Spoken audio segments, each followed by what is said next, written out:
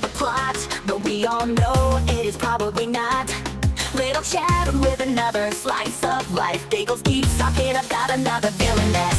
And in a tropeに越されているので、私たちはそれらは全て分析します。It's the Biggles breakdown, another anime night, fighting all the shows and the plots. It's time for the Biggles breakdown. Breakdown.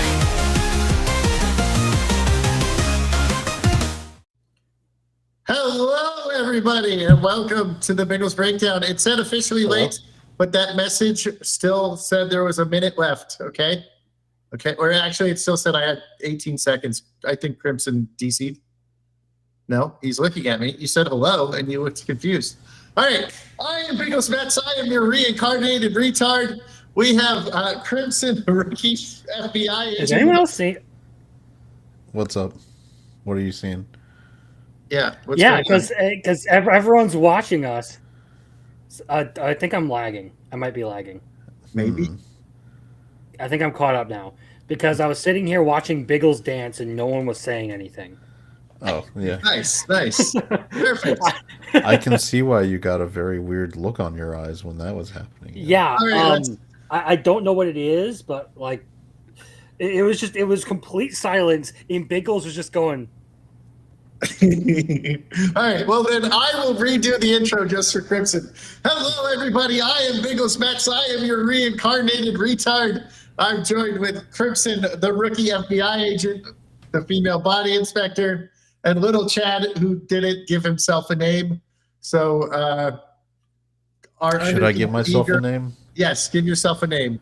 Okay. And then we'll call you that. Now I need to start off with a rant about Witch Watch.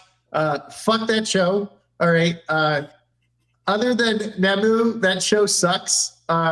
It's like they have no idea what the fuck they want to do. They're like, oh, we have this story that lasted like 10 episodes. And then we threw out all our backstory about the witch. And then they're like, now we're just going to go to our teacher and our anime, and we're going to have what could be a spin-off anime in the middle of it. And they didn't do that just once. They did that twice, okay? That fucking show sucks. It has no direction.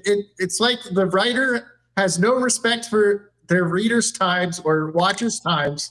I fucking hate it, okay? And the fucking comedy show was fucking awful at the thing. And at least Nemu was like, I didn't hate it because she likes it. But I support the Kego Nemu, and everything else can go get fucked. I get what you're saying. But is it as bad as, someone who's a kaiju who fights to save the entire planet, who doesn't even sniff getting his childhood friend to look at him? I wasn't going to bring it up. I just want you to know little Chad is now an idiot. So instead of man of culture, it should be man of idiocracy. I just know that when Biggles is this wound up, it's just like, come on. It's like, the Yankees got their ass kicked yesterday. I needed to do something. That's little Chad. You can only kick a dead horse so many times before it stops being funny, Yeah, but this is Biggles. But since we're on Witch Watch, I will say I do agree with you that I'm not as interested in the show now that I've watched 24 or 25 episodes of it. And it does feel a little bit directionless, but the show is more so focused on comedy. It's an anime that is particularly supposed to be a comedy anime, and whatever story is there is just to give the plot a definitive ending, so that it doesn't run forever. It serves only to make sure you get a house full of characters who all have their own gimmicks so that you can continue to do comedy. That is effectively why you have a plot. The show lasted 17 episodes too long.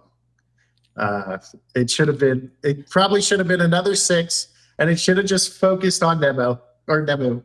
I do agree that like the show feels like it drags for a while because, like I said, some of the comedy can just like absolutely miss. Like you mentioned the spin-off anime inside of Witch Watch. I didn't care for that either. I thought it was a a bad idea to do something like that. I don't hate the show. It's more so that like I've seen enough of it and I don't really care to see the rest of it.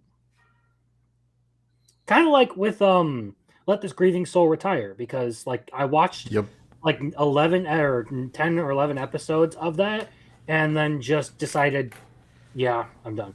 The premise just ran. The premise. How the hell did Roman get a freaking membership? I don't know. How many gift memberships did you give out? I'm allowed 10 for this month, so I gave them out. Nice, burning them all at the beginning. That's a good plan. Yep, because I don't know if that just means they can't get them next time. So I blow them all the first load I got. Either way. Yeah, Witch Watch is. I think the Grieving Soul example is actually really accurate. That worked for like 3 episodes where it seemed like they might be doing something, and then it just got repetitive. I've been way more. I was fighting with the Beast all during my Digimon stream about Grieving Souls to keep me interested. Still, I'm not going to deny that the waifu design work on Grieving Souls is fairly good. I mean, when you've got a diverse party, you can have the diverse girls, right? But it's just such a like if I just want to see a lot of various types of girls, I'll watch 100 Girlfriends and have a much better experience. Like you can get really good fan servicey type stuff in a better written anime. You don't need to settle. You don't need to do that. No, that's been my big point. Is a lot of people have been talking about like, oh, you got to watch Togenaki, they have hot women. Oh, you got to watch Togenaki, they have hot women. I'm just like, I don't give a shit about Togenaki. I can find the hot women on R34 if I really want to. And listen, we can find hot women in different animes this season. So. I don't watch anime just to see hot women. I watch anime because I actually like the show. Okay, and I don't like Togenaki. I don't want to touch that thing ever. So, is Grieving Souls a harem? Would you consider it a harem? Yes, I would consider it shit. It's a light ecchi / harem / comedy. It's trying to do so many things poorly at the same time. It's crazy because you have the harem where he's got all these girls who are after his D. Within like he's got the 2 sisters with the pink hair, the one that's the scientist and the one that's the brawler. Fighter. Yeah. He's got Tino, who's the obsessed adorable one. and there was I believe hints that his sister has a brother complex and is obsessed with him. Like every girl in the party wants to marry him. So yes, it's got harem. It's definitely harem. But okay. So I fought for 2 hours, or probably not 2 hours, but it felt like 2 hours. I had this boss fight that lasted over 30 minutes. That the entire time I was in the boss fight, hardest boss fight of the game so far, too, Rick. So I'm playing the new Digimon game, and I am literally fighting with the Beast and Hankley Studios over whether or not Grieving Souls is a harem anime.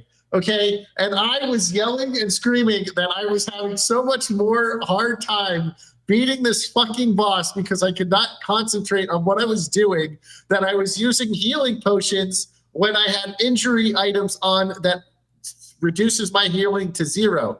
So I was too busy yelling and reading chat while I was so pissed off. I was like, it's a fucking harem anime.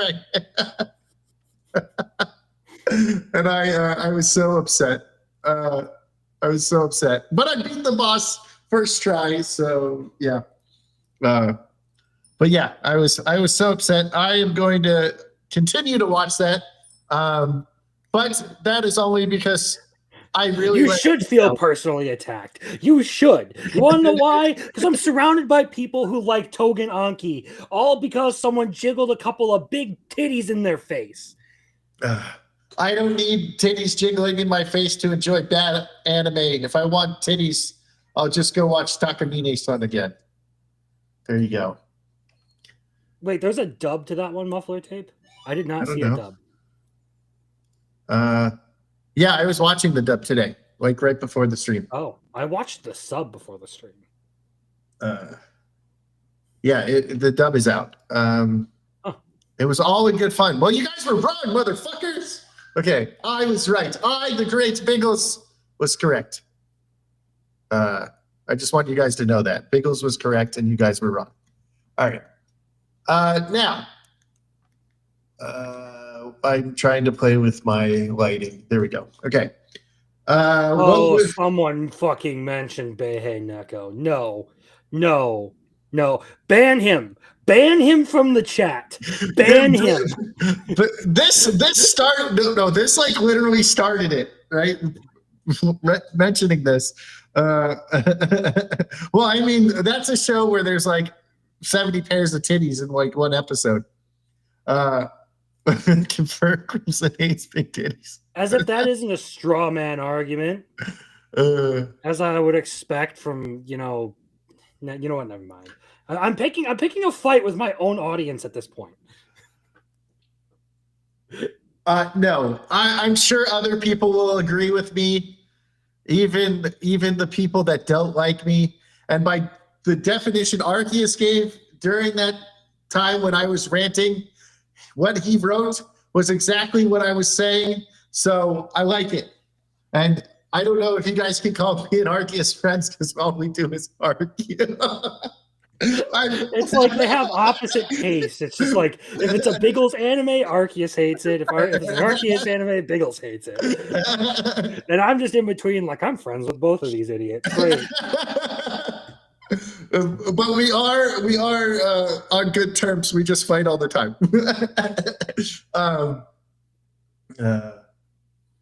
What was I saying?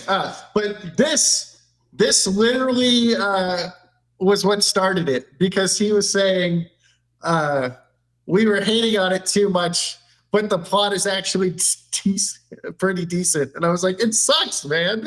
Like the whole show sucks. I don't know. The moment you have a blacksmith who's too retarded to figure out how to make a smaller sword, I'm out. I'm done. I'm done. It's like Yaiba having a vampire who only burns in sunlight at the very end of their elongated fight scene. Nice. Yeah. Or the fact that in Yaiba, the main character is literally responsible for all of the world-threatening danger that is happening in this story.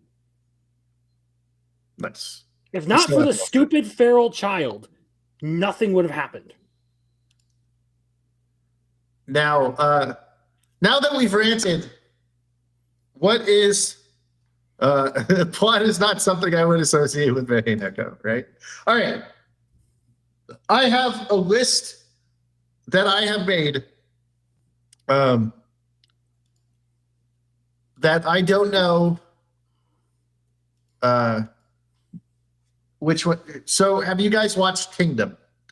I wasn't aware that it was actually available properly subtitled yet, or whatever. It's still not undubbed, and I'm on Crunchyroll, and I'm yelling. I need subtitle for English. So I went on a trip on my favorite pirate ship across the interweb. Yo, so I could watch. Fiddle DD. So I could watch, and this fucking episode was fucking awesome. Basically, the best general at the other nation came in to like start shit, basically, and to try to get him to stop doing the war. And he's like, "No, fuck you, bitch. We're going to go kick your ass." And I'm so hyped for this. And then we also met two brothers. So this is one you should try to catch up on, Crimson. Now, the first two seasons, you're going to be like, I fucking hate this show. Biggles. What? Biggles. What? It has 6 seasons. I'm not just catching up on this. Just watch 2 episodes a day. Is this like when you told us if we just stick through the first 150 episodes No. of Fairy Tale, it'll No, get good? no. This is good from the very beginning. The problem is the animation in season 1 and 2 are awful. And then season 3, they get like a new like animation studio, and after season 3, it's fucking amazing. Like they even get like a new cast and everything. There's I think there's almost 900 chapters now in the manga, and it's amazing. It's fucking awesome. I forgot who I said to watch this, and they were like, it's fucking awesome. I didn't really spoil anything. I just said they said fuck you. Okay. Now, let's talk about the one we know we all want to talk about. Our first villainous one. The boxing queen, yes. Yeah. Kingdom is great. Kingdom is fucking awesome. I'm not gonna diss Kingdom, so like don't mistake me saying I'm not gonna catch up on it as like, oh no, that series sucks. It's just it's 6 seasons. I know. Just and watch 2 episodes. I have a lot of other stuff that I'm watching right now, including just watch 2 episodes a day until you sorry, the wrong way to use healing magic. That's my bigger priority right now. I know. 2 episodes a day. All right. So we have the greatest anime ever made. I was waiting for you to get around to this one, because as soon as this girl kept putting on the gloves to beat the shit out of dudes, I was like, Biggles, once he's done having private time, is gonna just love the heck out of this show so many times. Or the greatest anime next to Goblin Slayer. There we go. May I ask for one final thing? This literally ticks every Biggles box you can get. It is a villainous story. And I mean, her nickname is like perfect for the Lady of Beatings. She's the Lady of Beatings. She's the Mad Dog Noble, the Mad Dog Princess, the Blood-Stained Princess, I think was the other one. She has like so many monikers. It's fucking awesome. It's fucking awesome. I love that one. But all this is missing to be the greatest Biggles anime of all time is a baseball episode. That's the only thing it's missing to be the greatest. But what if they have a Hot Springs episode? What I was gonna say is this is the almost like the quintessential Biggles anime, because like I said, it ticks all the Biggles boxes. Villainess, woman who can kill him, and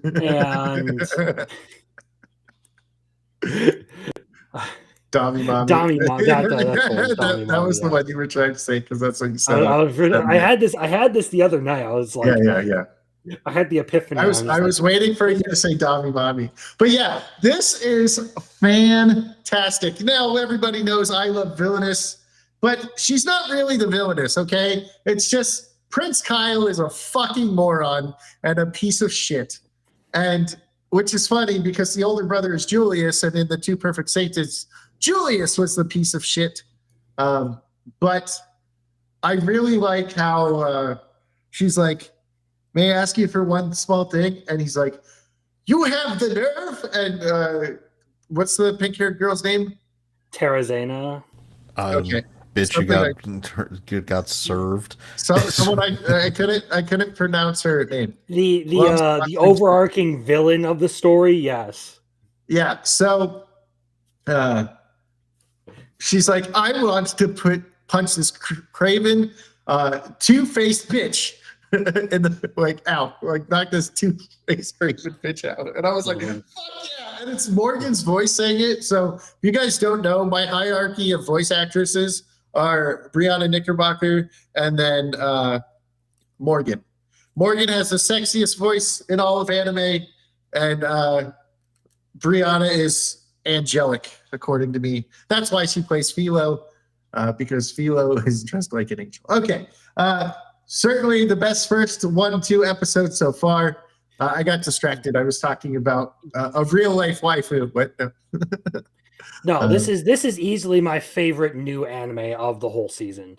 It is utterly fantastic. You have this chick who needs to go to anger management. Let's be honest.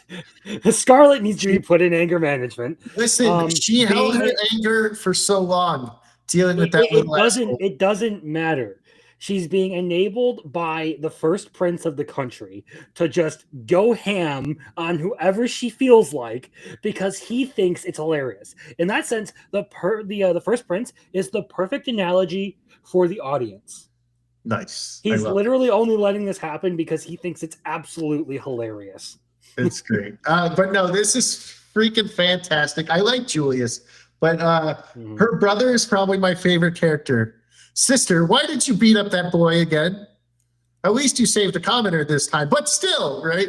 And then he's like, oh, no, like, I imagine he's like spends his entire day with a paper bag. Just, what did Scarlett do now? Okay, Biggles, have you ever seen Shangri-La Frontier? Yes. Okay, so he's basically in the same boat as the business guy who is like constantly having to deal with the two developer chicks for Shangri-La Frontier. He's constantly taking the stomach medicine and everything. That's what he's doing. He's just walking around like full on like a woman on TikTok taking like stomach medicine. Yeah, basically. This is like I love so much about this, and one thing that stood out kind of was the assassin wolf boy, beast boy. What is he? A beast kid? Yeah, something like that. Okay, he's a furry. Yeah, he's a furry femboy. Furry femboy, as Crimson calls him. They're like, so you're a guy the whole time. But I like when she first meets him, he's like trying to stab her, and she's just like, bam! And you know what? She is a southpaw. I don't know if you noticed, but she is definitely a southpaw. She's left-handed. She's fucking her big punches come from her left hand. She stands as a southpaw. She's a southpaw. It's great. It's fantastic. She's like Rocky. She leads with her head, you know? Mm-hmm. I think the only thing that they could do to improve this show would be to give the fight scenes a little bit better animation, because there are some where like they do sort of like cut the animation off at a certain point and then just show the JPEG bodies of down the impact. Yeah, where like you just see her freezing with like the fucking uppercut. Yeah, and they'll add like maybe a tooth coming out to be the thing that is, it's a cheat. They're cheaping out on the fighting. So, but Biggles will not be stopped. He will not let that get in the way of Dommy Mommy appreciation. I don't really think that's a problem, because the show is still very, very entertaining even without like the good animation in it. It's not like it like absolutely needs it. I'm just saying that this show would probably surpass Scotchy Akuta for me if it had that going on. With the better animation. So Yeah. one of my favorite parts is when Seeger, I think is his name. He's like, I will take your punch, and she throws with her right hand. So obviously she's not trying to knock him out because she's throwing with her right hand. And she just goes, boop, okay, we're even. Past is in the past. Like in 2 episodes, they've made her a much more dynamic and interesting character than a lot of shows do with their main character. Yeah, she's already better than half the main characters in the season without even trying. Now, I have put this in order for like what I've liked, and the ones that are in the back are the ones I haven't seen yet. And I think I have Gotcha Achika in the back as well, just because I fucking hated this episode. Not because of what it was, but it's a very disturbing episode. Yeah, yes. Yes. I wanted, so fucked. I wanted to punch my TV. So let's go. Like we got a dude who is up there with Show Tucker of all people. Mm-hmm. He's fucking awful. So yeah, this one very disturbing. I don't really want to talk about it. Do you want to talk about it? I will say I really like. It disturbs me, but as like a fan of Berserk and things in that similar vein, disturbing stuff doesn't deter me like it does a lot of other people. I like just generally like the directing that was done with this episode, with like the crayon drawing art style and everything. I think that made it even more fucked Yeah. Um, It's like it's a child's imagination, and I was like, Well- I can't do this. well, Amo is just like a fucking stunted. Yeah, Yeah, yeah, she's messed up in the head too. But I've liked the show and its storytelling so far. I've liked Rudo, even though he can like lose his temper and everything. He's able to immediately recognize like he's done something wrong. So I don't understand the hate for Rudo because he was subjected to like mental agony and lashed out. hmm but Like you acting like it's not unreasonable to want to beat the stuffing out of Amo after mind tricking him like that. yeah, just Forcing him to remember the most painful thing he's ever gone through. yeah, his dad dying or his But adopted father or whatever. from what I've seen, it looks like there's a lot of like good stuff coming. I think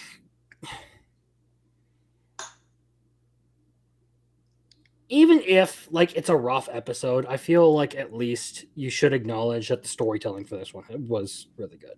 Yeah, And that's all I'll leave it at. That's all Yeah. I'll leave it at. I But don't care if you guys are disturbed by it or if you don't like this episode just because of subject matter. I was get like, I want that. to fuck this guy up. I want to punch my TV. I don't want to watch this anymore. Yeah, wood chipper moment. Wood chipper. Yeah. 100%. So I put that at the bottom just because of this episode. Now, have you guys watched The Fated Magical Princess Who Made Me a Princess? No, I didn't watch this one. Okay. No. Okay, so it has 4 episodes already. It is basically a villainous story, but instead of being reincarnated after being killed, she basically sees the future, and then she changes the future. And now, instead of her dad, who's in the picture with her, instead of him killing her, they start to hang out after she walks into his thing. But that's all I'll say. Wait, did you say her dad Yeah, her dad. kills her? What, like in the future, her In dad killed her? in the future, her dad like kills her and like throws her. Or I don't know if she dies, but they throw her in the dungeon. That's the future she sees, but she changes the future somehow, and it doesn't really explain it. But she changes the future, and I think it's just by like running into him earlier or something. Or no, it was her capturing a thief because she can see the future in her dreams. So this is basically like a villainous story, except instead of her actually dying, it's just she sees it before it happens. So it starts off just like a reincarnated villainous or a timeless villainous story. Mhm. But she's freaking adorable, and I'm enjoying the story. Plus, it's a villainous one. So, did you guys watch My Awkward Senpai? I did. Little Chad? I didn't get a chance to see that one. All right. Well, we're going to talk about it for a little bit then. I'm not worried about being spoiled on it. It's fine. All right. Well, I'm There sure I really can isn't catch much up. to spoil. Like Yeah. everything that you would assume happens in the first episode happens in the first episode. so, Excellent. so girl here works for company. This is her new Kohai. Kohai Kohai. is the term. Okay. This is Senpai. This is Kohai. She is going to be mentoring him, and she's very awkward. So she's unable to like socially interact with people. So she just works really hard and tries to like not like she got it to where people don't invite her out because she doesn't know how to communicate with people. And then she overhears like coworkers saying like bad things about her, and Kohai here decides he ain't going to take that shit, and he stood up for her. So I'm really liking this one in one episode. You're all gay, says Rolando. Yeah, well, you're Mexican, so I don't care. Damn, that means you're gay. I think. I wasn't aware that was an official connection, but okay. Yeah, I think so. That's what Ice Cube, or not Ice Cube. That's what Ice T says, right? And yeah, That means you're gay. anyway. Insofar as this anime goes, I like it. I enjoy our main heroine here, who is just like the very competent, cool type and everything. She's doing all this work to like keep people from like inviting her out and everything. She just like wants to avoid like the social interactions because she knows she sucks at them. And all of a sudden, she's being put in charge of this dude who is, you know, very friendly, like very like ready to go. Yes. And he's also, you know, going out of his way to defend her honor in the first episode. So I like it. It's cute. It's enjoyable. It's like the kind of comfort series that I would like if I've had like a mentally exhausting day, comfort series, that kind of thing. Well, you're white Crim Gabon. Oh, yes. Actually, yes, I am. Crimson is a shark. He's Sharkmon. Okay. I won't get Biggles' channel demonetized with any of my usual antics. But yes, I am. I am white and I am proud. Is this the boss? Or is this a different guy we haven't met yet? I'm not sure who that is. And we haven't met her yet. But I'm excited. Okay. I enjoy it. It's a nice little anime. Not like the greatest rom-com thing out there, but it's good. See, I don't even think of it as a rom-com. I just think of it as like a office thing right now. Mm-hmm. That will eventually become a romance, but whatever. Have you guys seen A Wild Last Boss Appears? There's 2 episodes out. Yes, I have. Little Chad? I did not get to that one. So basically what happens is there was a MMO that came out basically, but it has this really cool system that whatever your character does goes into the lore of the game, right? It adds to the world building. Not necessarily. It's Well, like Overlord basically. This show, to be precise, it's Diet Overlord. Dude gets reincarnated as his like OP in-world character. But what happened was they got so invested in, like, players got so invested in a war that was going on between 2 factions that the devs decided to make it actual canon lore to the game. Well, no, part of the thing going into the game, why so many people liked it, was because of the novel option. So basically what you guys do is written as lore into the game. That's what it was. Was it? It was, yes. That was because that was the thing I wanted to remember the most about this, was part of the thing for it. So basically, he basically ended war, and then they're like, all right, we need to go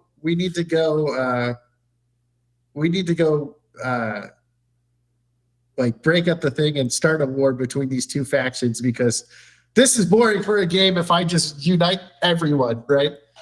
Overlord, but she is malevolent compared to me. I think that means Eins.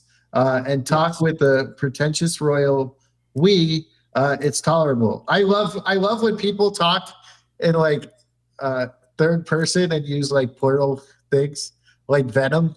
We, because him and Venom or Eddie Brock and Venom are one. My pronouns are they, them, because we're literally 2 dudes. But yeah, it was a novel system, but because of it went. You gotta be old if you're laughing at that joke, because there's no way you ain't heard that one. Wait, what did you say? I said my pronouns are they, them, because we're literally 2 dudes. Nice, I like it. But basically, this one has Dina, who is basically Aqua, except useful. And she gets her foot stomped a lot. Oh, look, there she is right there. I didn't even realize it. She's right there on the screen. Mm-hmm. No, I enjoy this one. Like, again, I think it does a lot of what like Overlord did, but not as good. I enjoy it. I think like this is like it's another one of those like A or B tier like isekai anime where like you can enjoy it, but there are like objectively like better versions of this story. It is not Demon Lord Retry, and it is not How Not to Summon a Demon Lord, which are, again, similar story archetypes. Except for How Not to Summon a Demon Lord ends with the dude finger banging a Demon Lord out of a cat, and Demon Lord Retry, I don't want to remember the fucking Twink Wizard. I really don't want to remember the Twink Wizard. I like this one. I am not kidding when I say Twink Wizard. I like how they're like, Dina goes, the orcs didn't do anything to the ladies, and she goes, well, the orcs are gentlemen, but they cannot exist, and then fucking crushes all the orcs. Like it could still go downhill, like Jeremy is sort of insinuating there. But I've liked it so far. I've enjoyed what it's done, and I like that our main character is sort of like going about this in an amiable way. I will say though that for a giant, like, intimidating monster named Ares, like the isekai equivalent of a fucking Wooloo Pokemon, was not the design I expected. I'm sorry, you're gonna tell me that Ares, like the constellation Aries, the ram, yeah. looks like a giganta. What was it? A VMAX, a VMAXed Wooloo. This thing is as tall as like a skyscraper and all puffball. I'm pretty sure it's Gigamaxing. Gigamax. Sorry, I'm just remembering the fucking Pokemon cards. That's the first one that came to mind. So I'll put it on the list. It comes up in rotation eventually. So I actually like this one. There was one other part I wanted to talk about, but I forgot already. Aries. I like the part where they were like, just a little crybaby sheep. Wait, this isn't my memory. What's going on? An ooh woo? Yeah. Ooh woo? Just get the blabs. Ooh woo. All right. So have you guys watched Pass Me the Monster Meat, My Lady? Yes, I did check that one. I have not. Okay. Well, then not yet anyway. Maybe I'll check it out after the stream. I like this one. Little chat, I'll let you start because you haven't said much. I mean, the food genre within anime is kind of interesting, right? Like we're getting a lot of that lately. If you count campfire cooking from another world, and you got Delicious in Dungeon. It seems like this version was sold on the fact that how about we have another food one, but we make a really, really cute girl be the one doing it, so that that's how we're different, right? And I thought it was enjoyable. I don't think it's anything special, honestly. This is one where I think I'll end up watching it this whole season just because it's something new this season to watch, and I won't be unhappy that I watched it, and I won't be really like overwhelmed by it. It's almost like what you were just describing, that one right before this, right? It's a perfectly generic, inoffensive, occasionally funny anime to watch. The thing is, though, it's going to have to compete with Campfire Cooking in Another World. Yeah, and they're coming. That's the thing. That one's another but really good, like much better than you would expect kind of isekai. I would go so far as to say like that one's another A tier isekai, and I don't see this being better than that, especially because the dub for Campfire Cooking is really good. So this is more of a romance that she just eats food. Basically, okay. Hold up. You're telling me this dude behind her is going out and hunting all these monsters just so that he can flirt with this chick that you described as a little girl? Well, she's not. She's not a little girl. She's like in her 20s or something. She's marrying age. Here's what she is. She's ready to get married. She needs a fiance. Her father's already yelling at her that she's too old and needs to get engaged. But okay. then maybe describing the main character as a little girl is the wrong way to go about it. Just saying. Look, I I'm see that sorry. in Little I'm Chat. old. I did because look, someone can be 20 and they're a girl, little girl to me because I'm old. I'm Yeah, not Crimson, gonna. you're a little girl to us. You know, I'm like 10 years older than you, Crimson. And then little Chad is older than me. What am I doing with my life? Earlier before the stream, nobody knows this, but I was alone reorganizing some lists and stuff, just blasting "Take on Me" by Aha and singing along to it before Biggles showed up. apparently, that's what you goon to. Good, interesting. Take on me. What is Dungeon Meshi? Delicious and Delicious, delicious in dungeon. Okay. I mean, Oh, I your think games you yeah, say, yes. yeah.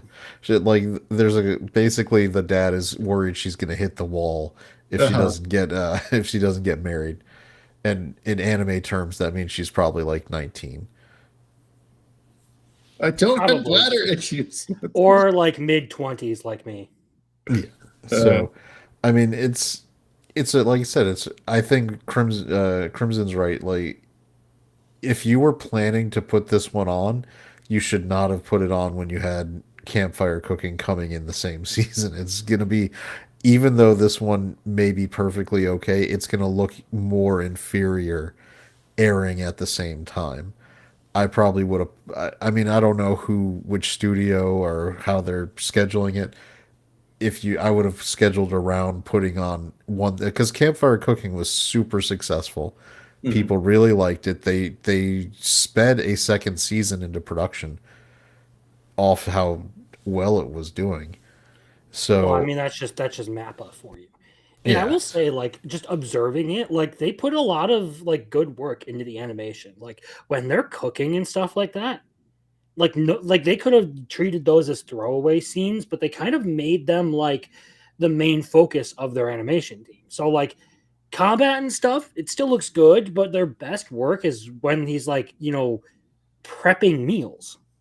well, I think it's just having a firm understanding of your genre, right? If you're doing that kind of Mm. show, you lean into the fact that you're essentially a cooking show, and somebody, if they pay attention and wanted to, could almost repeat the recipe and how you're doing it in their own house. Like, it's almost like watching a Food Network show.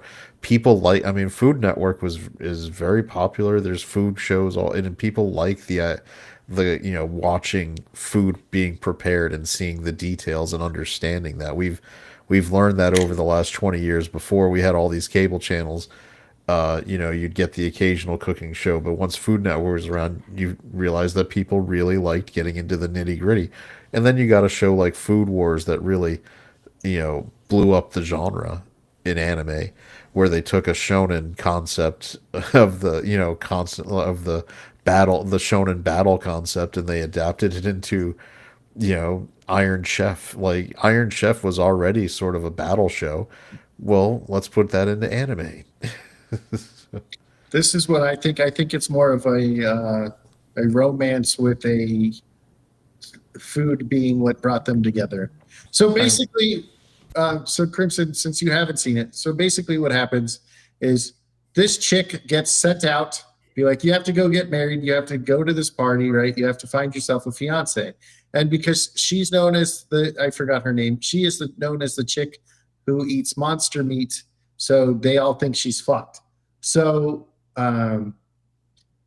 that during the party, there is an attack, and the dude behind her cuts off the head of the monster. They have a conversation, and then she's like, "I really like eating these stuff," and he's like, "Oh, your reputation precedes you. I would also like to try this," and then that is how it goes. Um, so basically, that is a summary of it. So take what you want from that.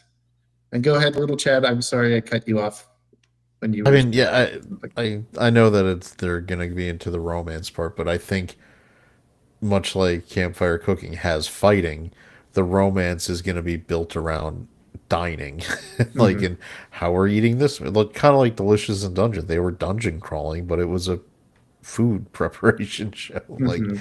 I get that it's in the romance genre, that there's basically a Christian Grey to her, lead female character that's going to be, driving. Like, oh, is this your interest? Let me kill these monsters and we'll prepare them exotically for these meals. It's still a food preparation show, and it's still going to be second to campfire cooking.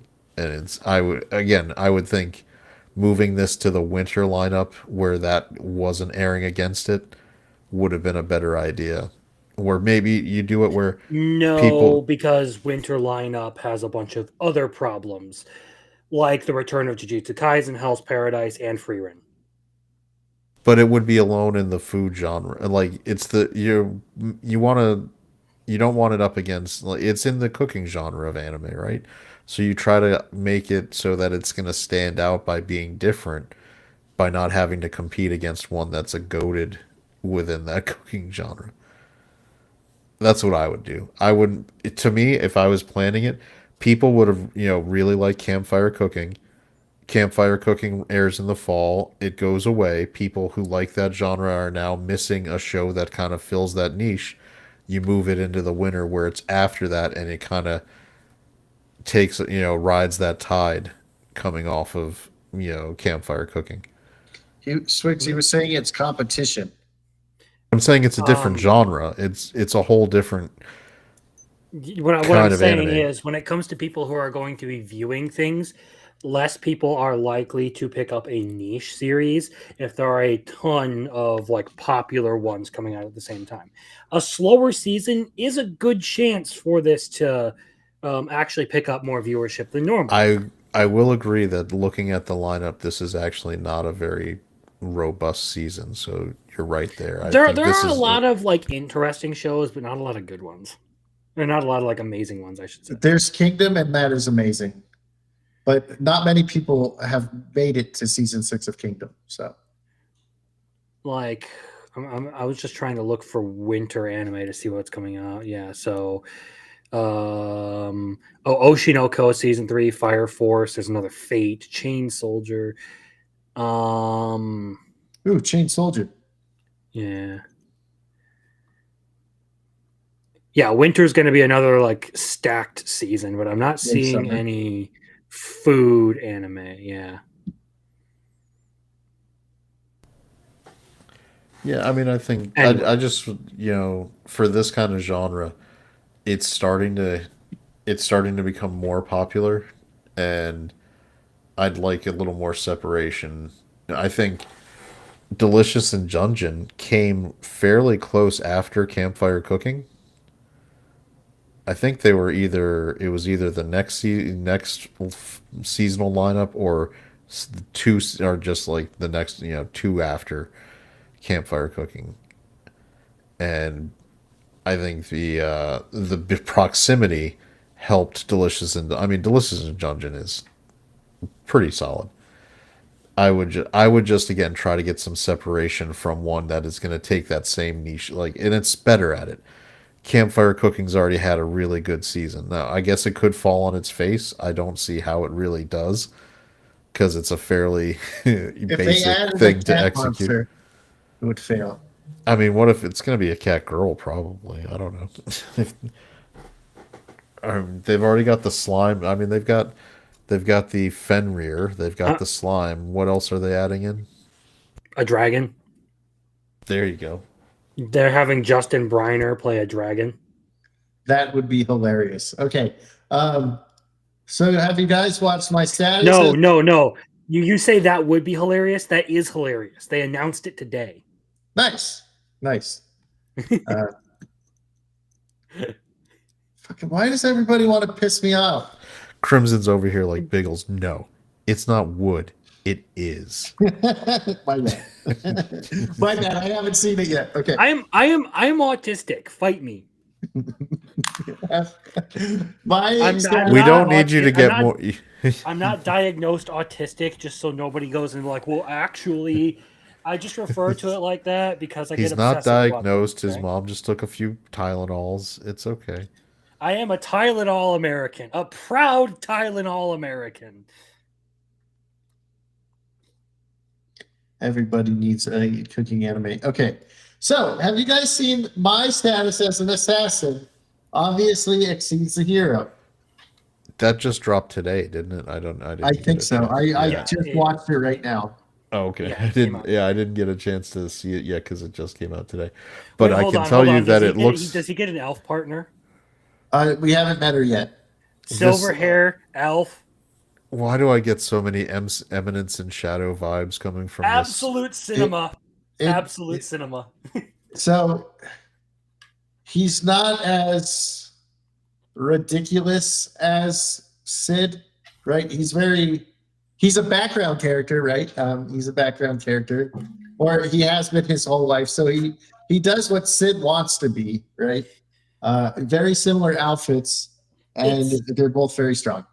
it's the Eminence and Shadow, but this guy knows everything is real. So he's not clowning around. He's not pretending. He's the only person who seems to see things for what they actually are. And I don't know. I feel like there's about to be some like sort of like Griffith level betrayal arc going on here in the near future. Yeah, Through everything I've seen. it feels like they're setting something up. So it's in. So sorry, just generally, it's an isekai, and it's a class of kids who got transported, Uh-huh. Yes. and one of them is the hero, and Mhm. he and our background actual protagonist gets the assassin class, Mhm. which means he keeps that secret and doesn't let people know that he's classed as an assassin. Well, No, people know he's an Oh, assassin, people know but he's an he assassin. evades everyone finding out that he's actually more powerful than the hero. Yeah. All right. I feel like Crimson's right. We're probably going to get the hero who's actually abusing people and isn't a dick. Arc. It doesn't look like it. No? But it looks like it's going to be from the kingdom that summoned them rather than any of the classmates. Yeah. You know what's funny is I look at this style and this design and I feel like Well, that's because I'm on the panel and you guys aren't. Okay, Exactly. that means I have the right to do whatever I want, and fuck you. Them's the rules. Okay. All right, you're now being banished from saying anything bad about Kaiju number 8. No, I'm just kidding. I wonder if they continue. I got cheat skill in another world. I thought that it got renewed for a second season. Isn't it coming? I think it's next year. But I don't know. Yeah. To keep on like with the discussion on this, I liked the animation for the first fight. Like I thought it was really good. First big It one, gave yeah. me like how they open it up, like Oh, with that, okay, like that the one. whole Yeah, yeah. assassin versus assassin thing. That was actually really cool. There were parts in this show that made me like feel like, am I watching something that's been animated by AI? There were other parts that kind of felt like like okay, I feel like we're rushing things and like chopping things up here, but I like the idea behind the story. I like that the main character is pretty no nonsense when it comes to this stuff, but I feel like there are times where it's just like this guy looks like he was created in AI. Why does he look like he was created with AI? We could have. I mean, the elf looks like the sludge from Apocalypse Springer Vic Mignogna. I mean, Yeah. look, if you're right, I think Crimson, if you took Sid and like 8 other like isekai leads and put them into an AI blender, this is the character design you would come out with. No, I'm not talking about him. I'm talking about some of the other characters. Mm-hmm. They look I mean- like those edits of imagine if they did Berserk in the 80s kind of shit.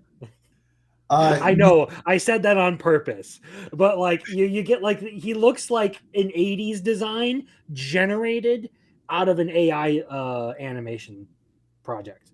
Well, there's that. Well, yeah, that one guy kind of looks like Griffiths, but with like blonde hair, Mhm. right? And that's exactly why I expect him to be a fucking backstabbing dickhole. So you started watching Wrong Way to Use Healing Magic. The hero kind of reminds me of not Usato, but the dude, right?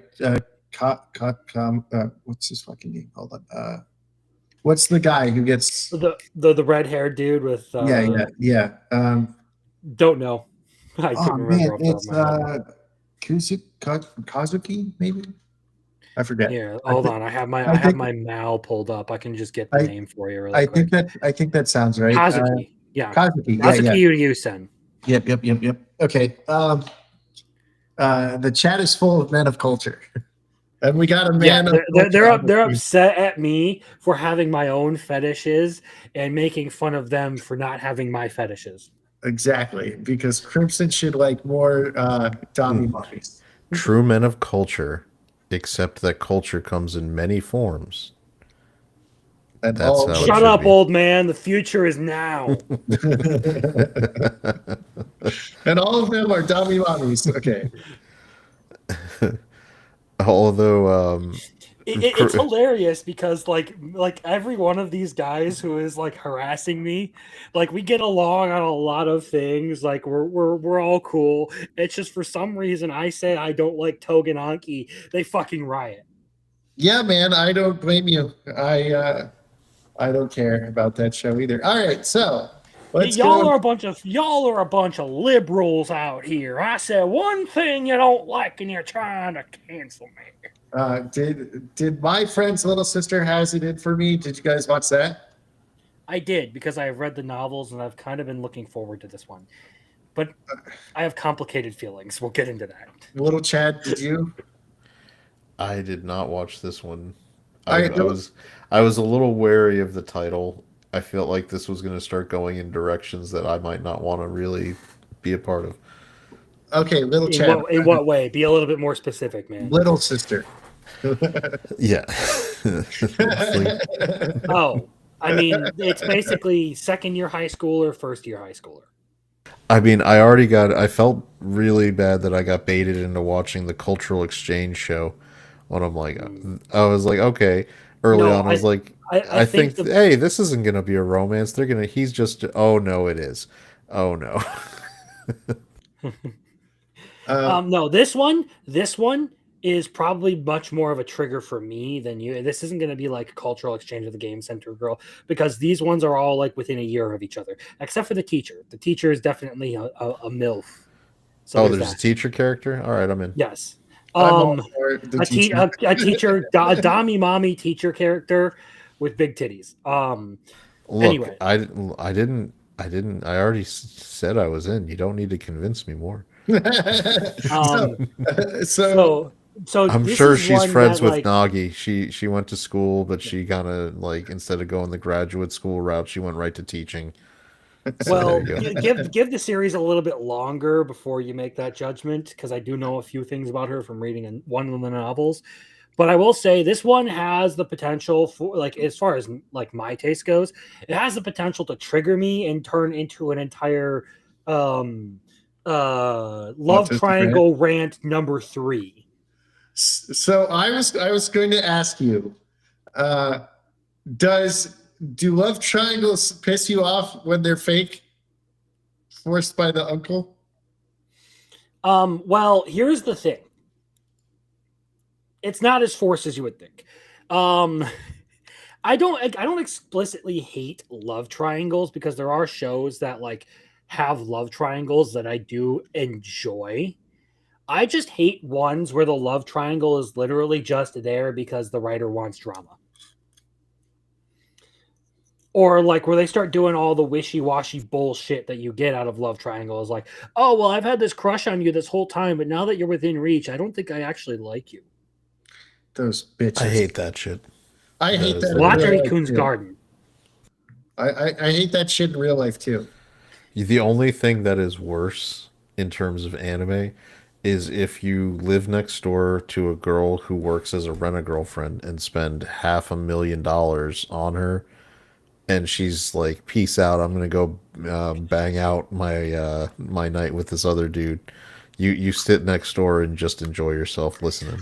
She rejected the other dude too. Fun fact, I was also fighting about that during my Digimon stream. I was like, Rent-A-Girlfriend sucks. Henkley fought you on that, didn't he? Yeah, right here, better love story than Rent-A-Girlfriend in one episode. Yeah. No, I like this show so far. I think it's like an interesting idea. Like you have this whole thing where like our main character, he still needs more of a backbone, but he shows plenty of backbone towards this chick throughout the series, where he's just sort of like, yeah, you know what? Stop fucking around in my room, please. Like this is my room. Why are you constantly breaking in here to annoy me? The fake confession thing, yeah, he should have just like Pushed her walked down the away without stairs. saying a word. Should have just pushed her Yeah. down the stairs. So if you guys weren't at the earlier one, he was Swix goes, I liked Rent a Girlfriend better when Butters was the pimp. And I was like, do you know what I'm saying? Yes, I know what you are saying. So that's what this is from. Do you Throwback. know what I'm saying? Everybody pays for kisses, Kyle. Anyway, in this series, I feel like they kind of nerfed the two girls' personalities. Like Mashiro, the silver hair girl in the back there, who's like all curled up. She's a little bit more abusive. Oh, she's also his cousin. Mhm. Like second cousin, right? No, first cousin. Yeah. But she's supposed to be the fake girlfriend so he can get a job. Because dad doesn't want her talking to any voice. Yeah. Interesting. And so like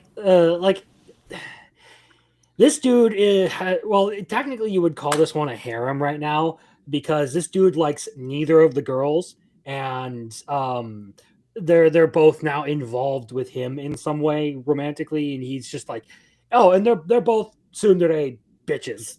So this dude has managed to form a tsundere harem of girls who do nothing but piss him off, and he is in complete denial of the existence of tsunderes.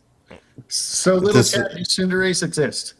Oh, of He knows course they about do. what a tsundere is, Yeah, but I mean, he is in complete denial. He thinks they're things that only exist in anime and manga. I know, especially when you remove someone's tsundere using science. And you have to get him back by doing the spirit bomb. Yeah. Now, I see. This is one of the issues. Like now, with shows like this, I'm comparing it to Too Many Losing Heroines, where that was the ideal way to have a non-harem, where you have the lead and you have the harem of girls and you have truly well-written reasons why he's not actually overtly pursuing it, because they all have their own angsty hang-ups, right? And even though he's the protagonist and he's around them all, and you would think that it's a standard harem where no, they're all still hung up and trying to work through their feelings for the other guys that dumped them. And that show was so good. I don't want to say, it's not really fair to compare these other shows to it, but when you've seen something done that well for that kind of setup, I expect more, right? You start expecting, like, I want this to be better than. So I'm hopefully hearing from Crimson there might be some elements that are at least entertaining and good that are doing it. What I can't stand is if it's like you're saying with the schlocky lead with a low effort harem scenario. It just, that stuff is so just stupid at this point. I can't stand it. Yeah, no, this one is like our guy is like the leader of like a game dev group, and he's the one doing all like the business dealings with his uncle so that he can get the whole group into like a major company so they can keep working on games. And the part of that whole like deal is the uncle wants him to pretend to be his cousin's boyfriend so that she doesn't get harassed at school. It doesn't, because she came from an all-girl school and he doesn't want any boys talking to her, basically, too. Yes. Meanwhile, the brown hair girl is the younger sister of main character's best friend, who is the programmer for their little game group. The guy in the middle. Yeah, brown hair girl constantly likes to harass her senpai. She's always over in his room doing all this stuff, like constantly like trying to tease him and everything. Like clearly, like tsundere super interested in him. So like it's really funny to see him in complete denial, but like he's not like, I don't know, the guy from Nagatoro where he just sort of like cowers and takes it.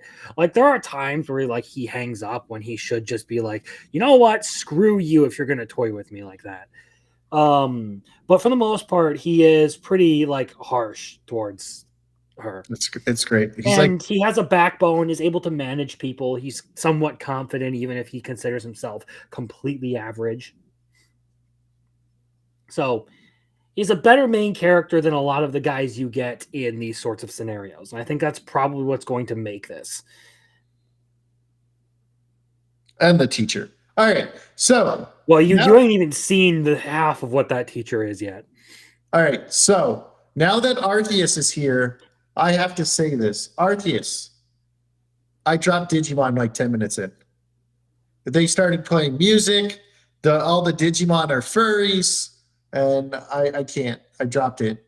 I dropped it. Like I was kind of excited for it. Dropped it within 10 minutes. I was like, I can't. This doesn't feel like Digimon to me. I'm out. Boom, and I left.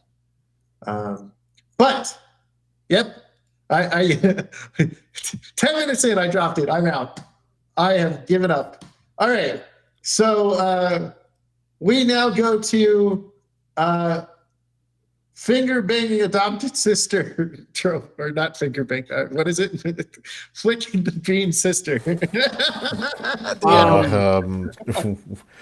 I don't know how many different ways you fumbled that intro, but I'm very wary now of what we're going to be discussing. Episode 0, basically the premise is this: our main character loses his parents in a car accident. He's adopted into the family of their family friends, and they have a daughter who's a little bit older than him. So they basically grow up together. Both end up developing like romantic feelings for each other. And there's a scene in episode 0 where she is laying on her bed, like looking at like family photos and everything. And then she gets all hot and bothered and decides, you know what? Turn off AI companion. Rolls over on her side, and then you hear zzz, and then the scene cuts to her washing her hands.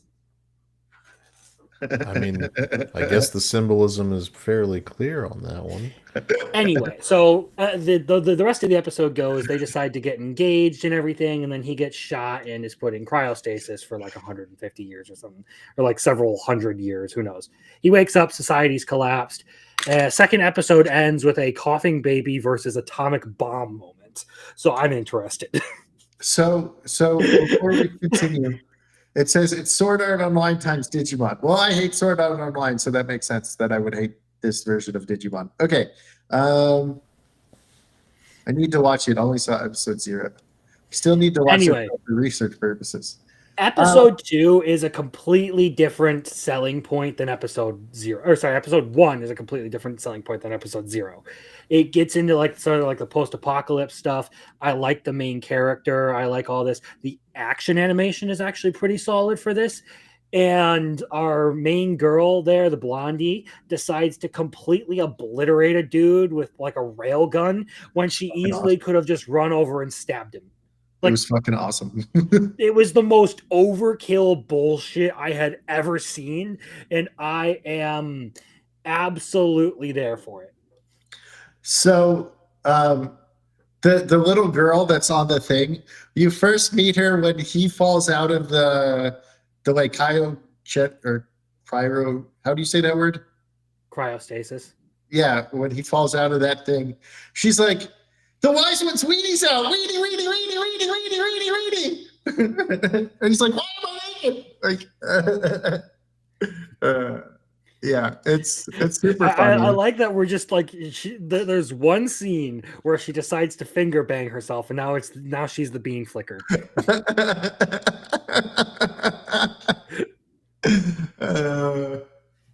Dude, this show's funny. I'm all for it. It was a much better episode 1 than episode 0. So you at least have to make it that far before you decide what you're getting into, because it is a very different show at the end of episode 2. It sets up some very interesting story implications with like oh well and stuff like that. It also sort of talks about, you know, like it's got a good mystery. I like the post-apocalyptic stuff. I think this one does have potential to be good this season. I'm all for it right now. Let's go to the next one. Have you watched Dad is a Hero, Mama's a Spirit, I'm a Reincarnator?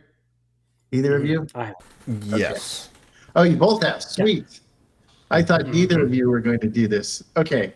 No, it's Frieren Beyond Journey's End meets Ascendance of a Bookworm meets Spy Family. That actually sums it up really, really well. There you go, guys. No more needed explanation. I have not seen Ascendance of the Bookworm. You haven't watched it yet. What are you doing with your life, Arceus? Okay. Did someone just flip a coin? I dropped a Philips impact bit on my laptop. Oh, spoiled. So we're not. And mommy has a great rack. Okay, nice. I'm glad you were paying Oh. attention, Marcel. Fuck. Paying attention of the important things in life. I'm just Yeah. waiting for the goddess sisters to show up too, because they also seemed like they would be endowed. Yeah. Well, the goddesses. Oh. So, Biggles, how about you explain what this one is about for everyone? All right. So, in terms that your reincarnated retard could do better than anybody else, basically, we have a hero and a spirit. They basically defeated a monster. He almost dies. She saves her life. He becomes a half spirit. They get married, have a kid. He goes back to where he was from like 10 years later and finds out that his brother is now getting married to his ex-fiance, who is Is married to. woman. Is married to the fat, hideous lady known as his ex-fiance. The best line was, "You've done nothing to keep your figure." Yeah. Yeah. There. The best way your reincarnated retard could explain. She looks like a Muppet. That's what she looks like. That's true. She looked like She has the build of a Muppet. yeah. She looks like a Miss Piggy human Muppet hybrid. She's Miss Piggy, except not felt.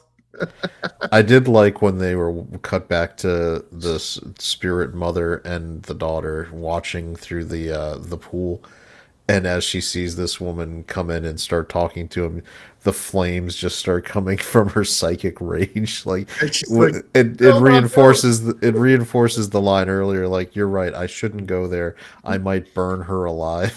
I love our little reincarnated daughter just giving the priest like casually like $100,000 worth of diamonds just because she can. Yeah, because here's the thing, in this world, it doesn't look like they're going to have very advanced mining equipment. Mhm. So what she did in terms of like, here, just use it when you need it. She's like, I made it rain diamonds, bitches, making it rain. It's a very cute series. To be entirely honest, Can we like, talk about how OP her skill set is, though? Yeah, She she can- gets the periodic She table. can conjure anything, any material. I see your demon lord, and I conjure fissionable Newtonium. Yeah, she's gonna be like, Sorry, plutonium. It's okay, Dad. We'll be able to handle this invasion. How? I fabricated rifles with depleted uranium ammunition. You can take these MFers out in one shot now. I fabricated this stuff called uranium-235. Don't worry about what it actually means, but if they get too close, these people will go boom. That was it was a couple seasons back. I hope it finally gets a second season, but the reincarnated, the world's finest assassin, Yeah. I really appreciated how deep they went into how he was using his underlings to create the materials using their different magic skill sets. He's like, well, I need what is this? Well, using this stuff, I made tungsten rods and I put them in orbit. So for me to be able to, because they never made it work on the other world because it was so much complicated. But with magic, I was able to do it. So I'm gonna just use rods from God to destroy you. Dude's literally doing tungsten chem strikes. Yeah. Anyway, like as far as this show goes, I mean, it's like, like oh, like overly doting mother and father. You have your reincarnated daughter. Like you're basically just hitting all of like the wholesome tropes you can. I love how the father was like, I don't want to do this. And she just freaking manipulates him into doing it. She's just like, She's just like, I Father, hate how you could you now. not be there for your family? I hate you. And he's like, no, don't hate me. I love you. My little daughter. Okay, I'll do it. I'm sorry. I also like that you rarely see it in anime. I like when they allow the couple to be affectionate. Mm. Like not just one-sided where someone is trying to steal, affection, but a genuinely happy couple. There was was it the retired in my 30s I retired after I got kicked out of the Monsters Army. It was a random, like, not that great, like average kind of show, but it got elevated in the fact that they let him actually marry his love interest, have affection with her, they have a kid, and they do it all speed run in one season. So that Yeah, But was well, it, the thing is, like, you saw the results of what happened after one night with that woman. yeah, well, he made it clear, like, Drained is an understatement. what was hilarious in that show was later on when the kid's a baby and they have another well endowed person come in and the baby just reaches and grabs for it and he's like, well, that's my son. You definitely know. You can It just tell.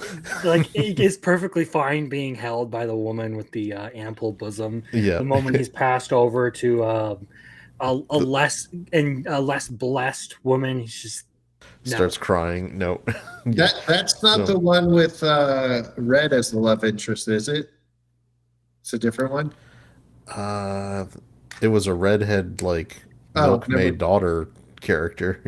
Okay, then I think I'm thinking of a different one. I was going to say funny thing about that is there's one that has like that same premise, but it has like three different versions of the story. It has her side, his side, and then I think the other one's like the sister side. Yeah. I just I Why just is think texting blanks? I don't know. Oh, okay, Oh, that. red is hero's part. Yeah. I just think it's a nice touch when you let a couple be a genuine couple in anime and Mhm. it elevates it a little bit. Because what you have no doubt of is that he loves his wife, he's she loves him, and that muppet of a woman is gonna just there's no, like, love triangle issue here. She might be attempting to steal him, but there's going to be absolutely no interest on his part. Like in a more traditional anime, they would have made this other girl that he's coming back to, like, super hot so that there was Mhm. a conflict or a harem, like, so that the audience is now rooting for the harem ending. I appreciate that they're going for he's just loves his wife and he loves his daughter, Mhm. and he feels now obligation to the people that live on the estate where he's a lord because it's being mismanaged. At least it's being insinuated that it's being very mismanaged by Mhm. her, Because she's spending all their by the money. Muppet lady, and so now he has an obligation because he's been gone for 10 years. And I did like that in the voiceover we get, like, he was actually healed 1 year into being gone. He just stayed. Yeah, he stayed away. And it So he was was going, making the baby. yeah, and it was going back to just get some meat skewers that got him caught. And the line from the wife when she comes out was like, where I wanted meat skewers too. um, yeah, let's go to the What is next her name? Her name, the old goddess's origin, right? That was the origin. name of, Yeah, yeah. origin. No, Origin is the queen of the spirits, Yeah, and And it's his the wife. goddess has had yeah. Yeah. yeah. And the goddesses are Veer and Var or something like that. I think. yeah, so I feel like that's going to be interesting because I think the goddesses probably, hopefully, will be showing up later, and they're going to be an interesting kind of. I'm imagining conflicting type twin sisters, like a yin and yang kind of vibe that they're going to go Mhm. with. At least that's how I'd like to think it happens, and it'll be entertaining. I Um, enjoyed the first episode. It was fun, pleasant. I just do think she's very OP with her skill set. The daughter who's a reincarnator, who has all this periodic knowledge and can Mhm. just fabricate anything. That could go like really I south. fabricate radon gas. Yeah. I mean, she could like who was the one from She's My a Hero? scientist. She understands this stuff. Yeah. So Who the one you're it talking about was Momo Yaoyorozu. Momo, yeah, Mhm. and at least in My Hero, they made a point of giving it very specific limitations so that that OP Mhm. skill wasn't just world breaking. Because if you like, it has to be able to, comes out of her skin. She needs a lot of calories to be able to continually, like Mhm. generate because it's coming from her. So but on the other hand, this spirit girl is just like platinum, diamond. Let's make it rain diamonds. uh, Because she fabricated carbon and then just the way diamonds come from carbon, it's pressure and time, mhm. and she just like speed ran it. She just like, I'm gonna start with carbon and I'm just gonna make diamonds now. Mhm. Like, so she can clearly, it like has a lot of, I don't know if the author understood the implications of how strong her power set actually is to do that. Like to picture If you carbon. can not just fabricate elements, but put them under pressure and heat, you can make so many things. Like you Exactly. basically are a walking forge. Yeah, There you not go. just forge but I'm sorry, a forge refinery. and a 3D printer. 3D printer, like she could make refined materials. You're talking where like, oh, I'm gonna picture oil. Oh, this is a gasoline. Gasoline's here. Let me fabricate an internal combustion engine now. Let me, like whatever. Oh, even better. You want to commit war crimes? She can make white phosphorus. Yeah, she's like Agent Orange. Here, drop this from the tree. Here's Zyklon B. Yeah. Oh, Crimson takes it one step too far. I always do. I have a very specific button that anyone who has been in Discord with me knows about. All right, now let's go to the next one.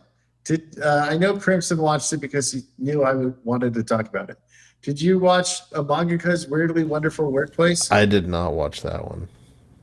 So basically, Purple Haired Girl is kind of crazy, kind of obsessed with her boss.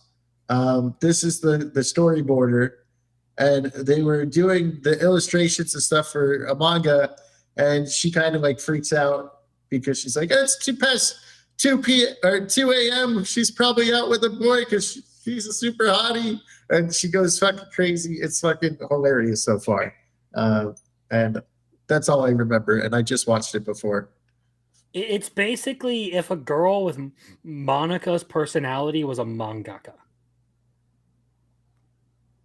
Oh yeah, there was a part where she was hiding under the thing. She's like, I walked here and I got scared, and they're like, you're 25. Yeah.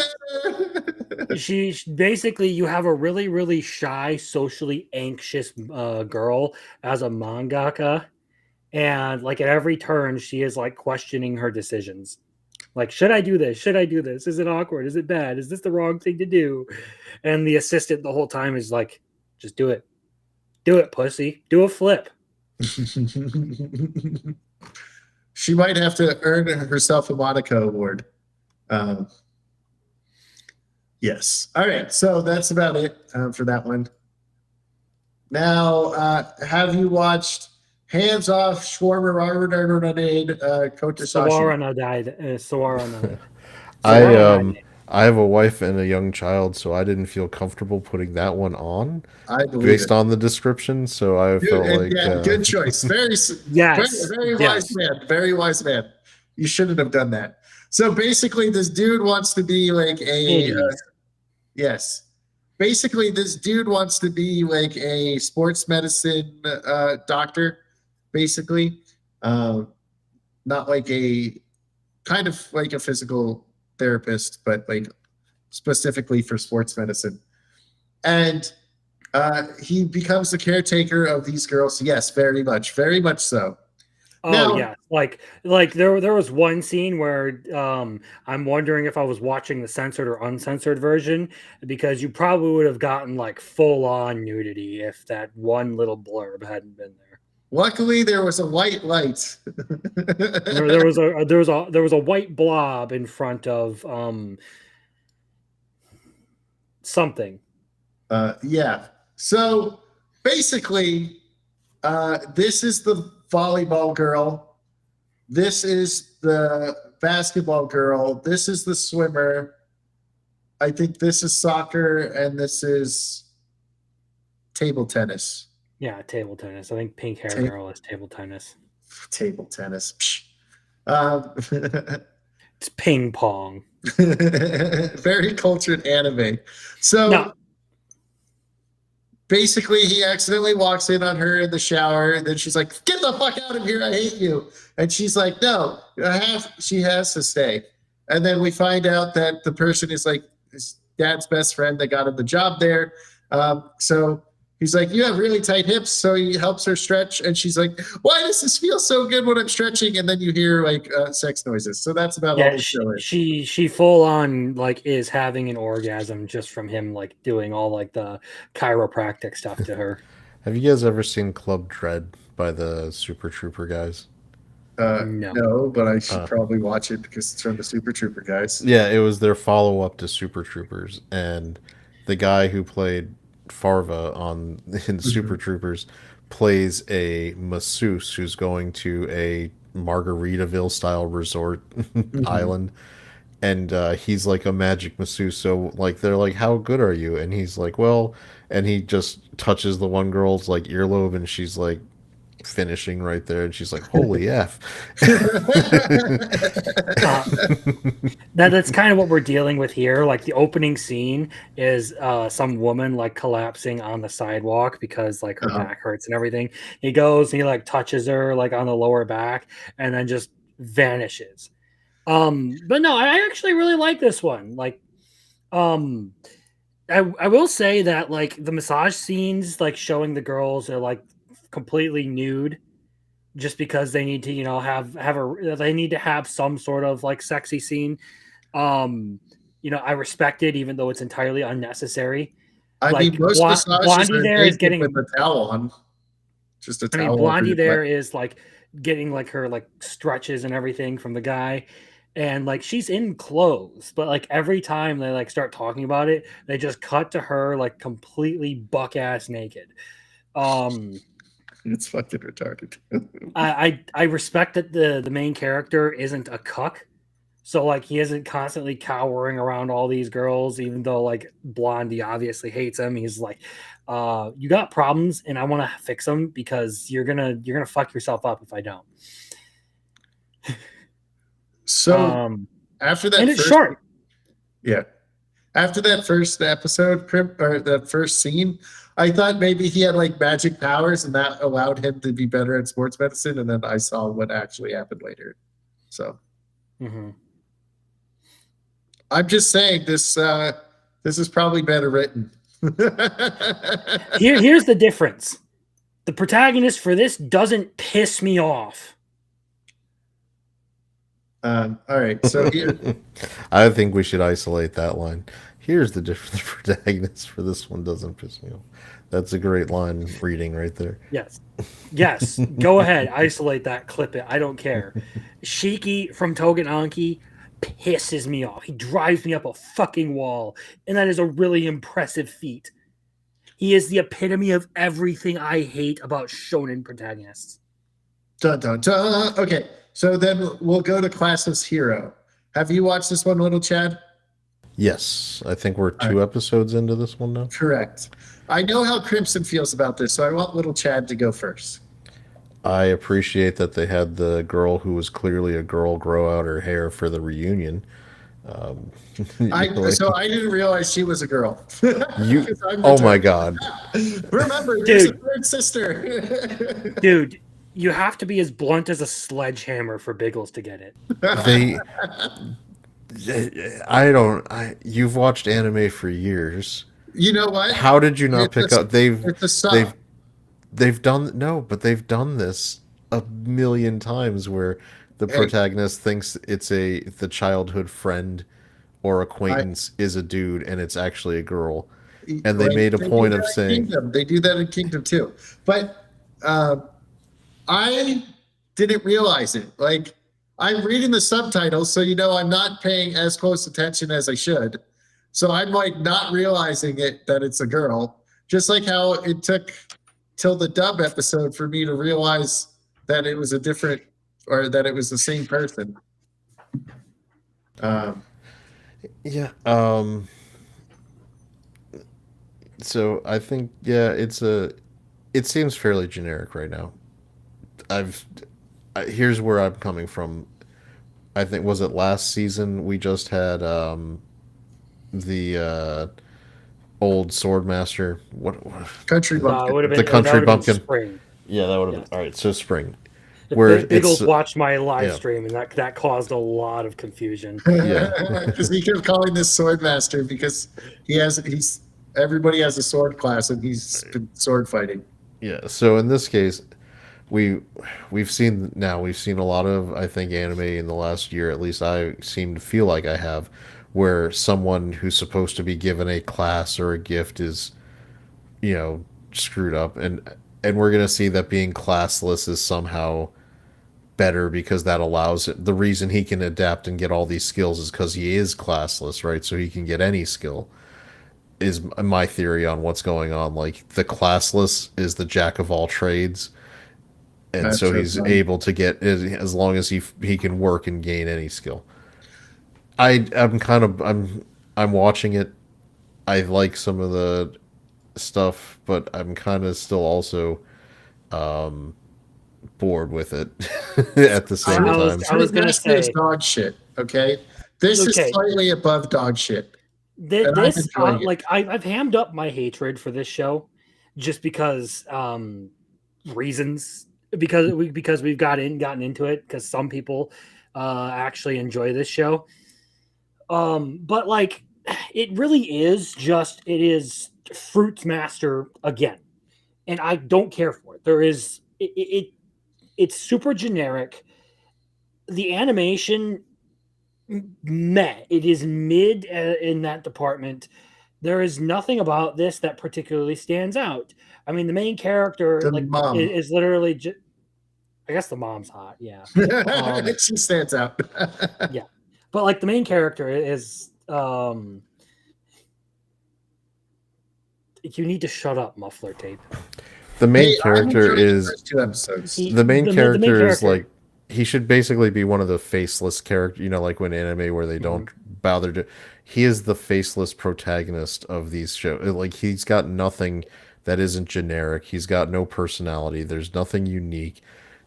The 2 episodes in, I'm I'm already like, if you're looking at the like interest, it's dropping. It's just like one of those stock market tickers where you see like somebody, it's like Cracker Barrel stock ticker. It just started dropping and it's still going down. I don't see how. I'm gonna give it one more episode, right? Because this should be the beginning of the I, tournament, and I'm in the same boat. yeah, and I have no trust that it's gonna win me over and keep me watching after this third episode. The fights have literally been the most like generic looking fantasy combat things at all. Just because they have a little bit of movement to them and they didn't JPEG the shit out of them does not make them good fight scenes. But again, one of my big problems with this is like it feels so talentless in everything that it does. Like it doesn't have any sort of like good world building. It doesn't have anything like interesting going on for like characters or anything like that. And they clearly want to make like the main character someone Fruits Master is a drop compared to anything. They clearly want to make the like main character seem like this like inspiring, like cool guy and all that. Like, oh, he works hard and he does all this. The line delivery, the dialogue for this show is ass. There was a moment in the second episode, like right after he like beats the childhood friend chick in a duel. I was just like that he like drops this line that's like clearly supposed to be something that's like, oh wow, inspiring. I was just like, that was cheesy as fuck. I think if they wanted to make this better, for him to be more interesting, you needed to almost go the Mashal route, where he's such a dude bro into training. Like you need, because he's picking up all these skills because he's training into doing it, right? The They whole skipped all concept the is, training. and they skip the training. They have in the second episode, they did a flashback to where he's sparring with his mom, and he's like, "Show me your princess skill," and we're just assuming that he did all this training. Like, lean into it, make him, make it more endearing, showing him like training. Like, why isn't he? This is a guy who should be getting up. Like, I'm reminded of, you remember when we did Mushoku Tensei in season 2 at the beginning, where you saw Rudy training. Mhm. Like, they, obviously he had more going on and there were reasons, but you still devoted time to showing him putting in the effort to physically train his body to be capable of doing X, Y, and Z. We have seen, like, for a show where the entire concept is that this guy's work ethic is defeating the system of the world that they live in. We have seen him spar once, get hit by a super move, and then just suddenly know how to do it. Mhm. And then we've seen him say, "Hey, mom, show me this move," and then he's using it against the redhead in the future after the time skip. I'm not getting it. Like, show me that he's actually going in there. What was it? We had the the guy Notorious in his, fucker. no, the one in his 40s who was going to be, where he trained. I parry everything.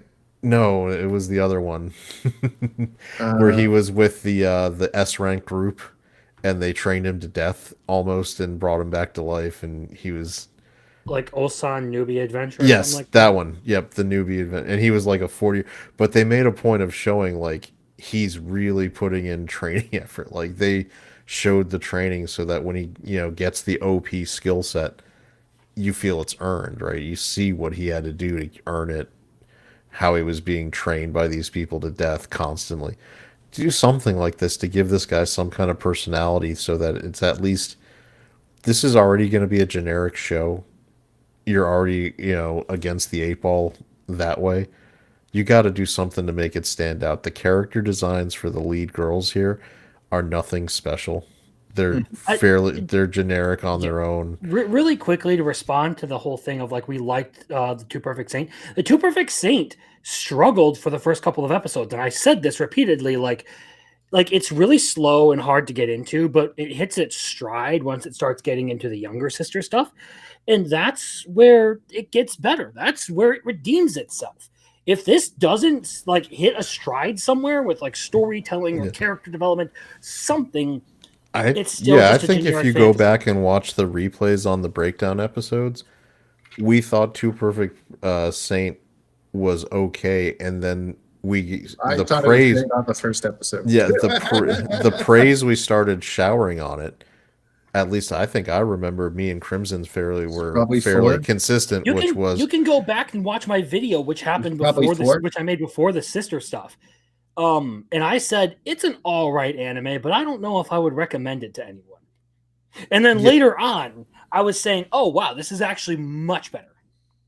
yeah, and because I think I remember very This distinctly this that hasn't. episode where the twist happened, where the sister was like, "I'm gonna get my revenge," and we were like, "This is," and we started This, speculating this how is everything evil little she was Chad gonna get. wanted. Yeah, Yeah. and then I got the payoff because it was like, I was like, I hope the sister methodically plans and does all this stuff, and she did, and it was like, and as we were doing the breakdown episodes, we consistently said the Two Perfect Saints stuff was kind of generic and boring. The sister stuff was where that story was interesting and drove that show being great. The, like it in this show, like it doesn't matter. The first two episodes, like whether you're like changing pace or anything, the first two episodes writing quality has been, I don't want to say abysmal, but unimpressive. Like, this guy should, I'm giving this 3 episodes. I'm yeah, like giving it to the I tournament because if the tournament doesn't impress me, like if they don't do something different, I'm dropping it. I It's as also, simple as that. yeah, I have and not found anything in this, unlike with Two Perfect Saint, where there were slight parts that I enjoyed, where I did find something endearing about it, I don't find anything endearing about this one. I don't find anything worth watching for this one. I don't know why my entire chat is so obsessed with this anime. I don't get it.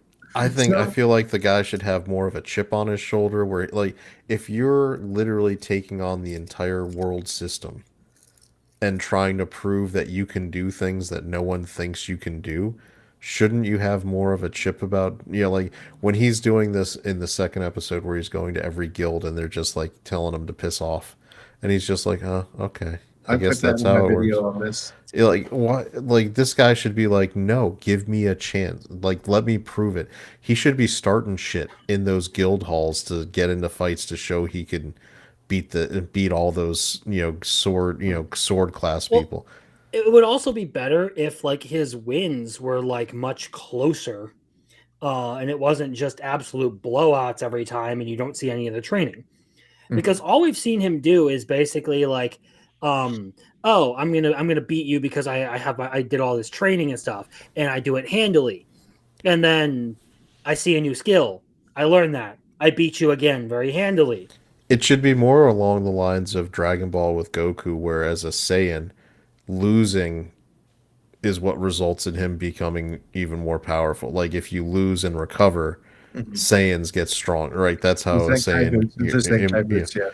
Yeah. So in this case, it should be from his losses. Like in the first episode, they at least had him lose to the briefly for like 2 seconds to the double slash move, and then they immediately move on from that to like I did it now.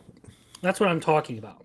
It would be one thing like if like you actually had him like challenged by all the people he is getting, and because he has put in so much work, he understands what's going on. He knows, like with Beryl from Country Bumpkin to Master Swordsman, like he wins those fights because he knows how to use a sword. He has skill, and it does really good jobs of showing you how Beryl does all of his fights and how he wins them.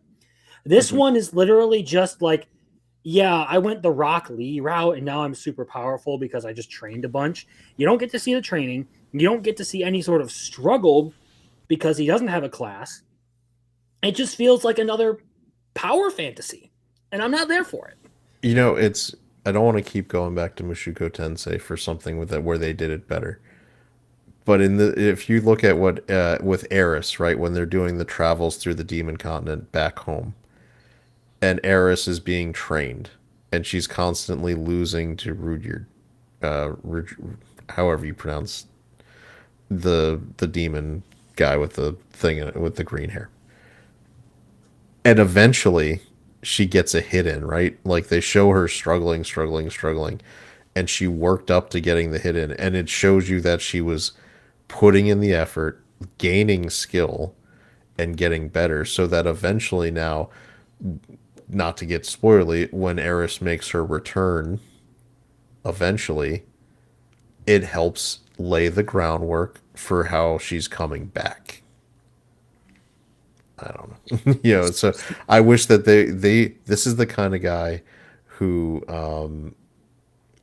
honestly, the way you phrase that makes me think his skill would be better off as a villain and having to overcome. Yeah, I mean, it is.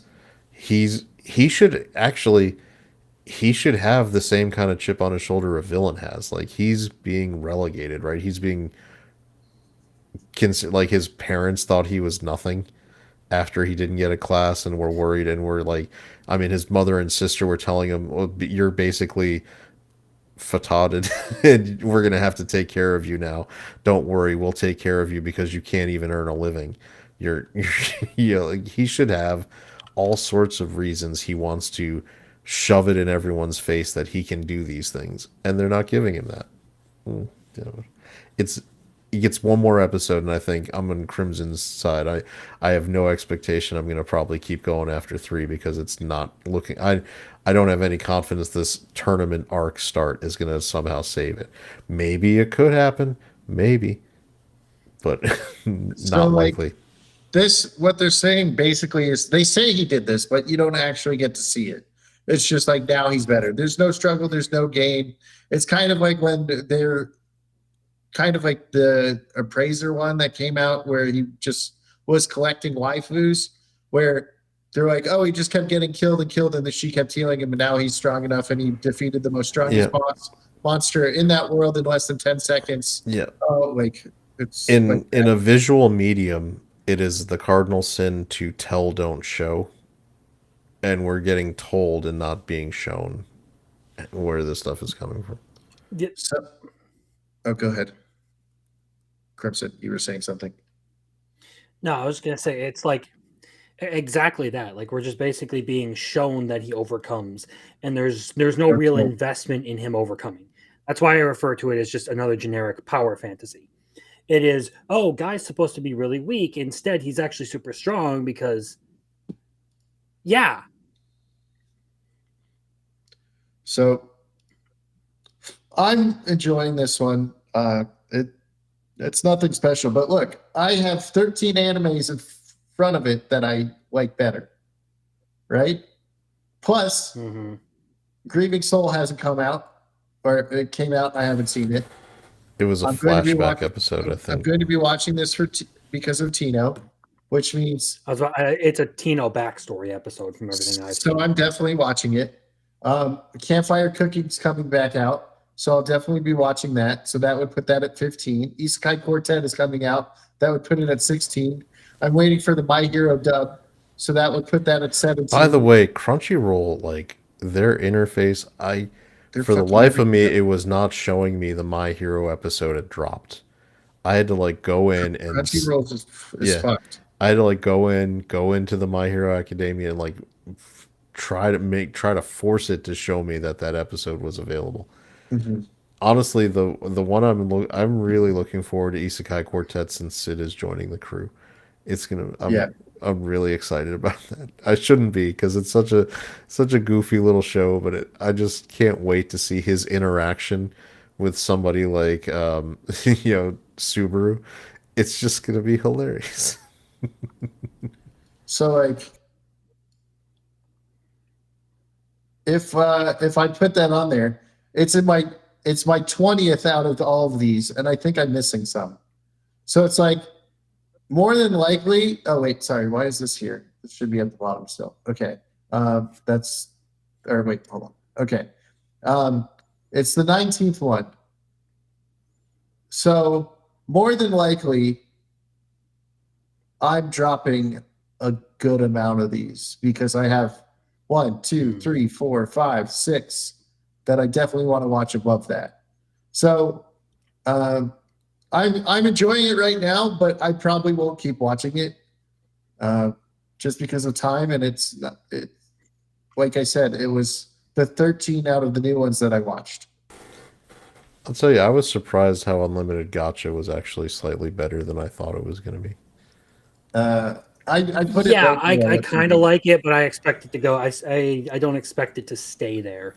I just really appreciate that for once we were given a very legitimate world-based reason why his super OP skill was never Wasn't super OP when he was around. Like they get like it was, in this case it is like the level of rarity for the card is based on the available mana.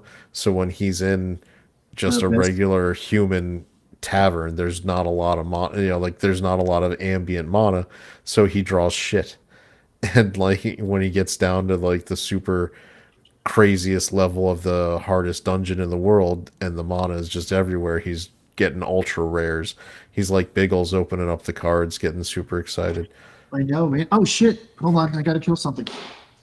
Got it. Fucking creature of some sort was in my shoe. Got it. Arizona's got a lot of weird creatures, so I gotta be safe. I'm just wondering if it's gonna be that every single ultra rare is like super hot girl of various types, which I'm guessing it will be. It probably will be. I have no doubt about that. I'm with Marcel on the MHA. I haven't watched season 7, and I don't feel like catching up to watch the newest season. What keeps going on with? I think that they're gonna do. All right, I watched the first episode, and I think they're going to do a much better epilogue much better epilogue for the anime than what we got in the manga. I think they heard that and they had enough time where working with the author they were probably able to I I think we're going to get a much further flash forward and we're going to see a much more distinctly checking all the boxes for the happy ending kind of scenario. Yeah, but to kind of wrap up the whole gotcha talk here, like really the only thing that makes me interested in this show is that the main character seems like he is invested in getting revenge by his own hands rather than just pawning all that work off on all the gotchas he's going to summon.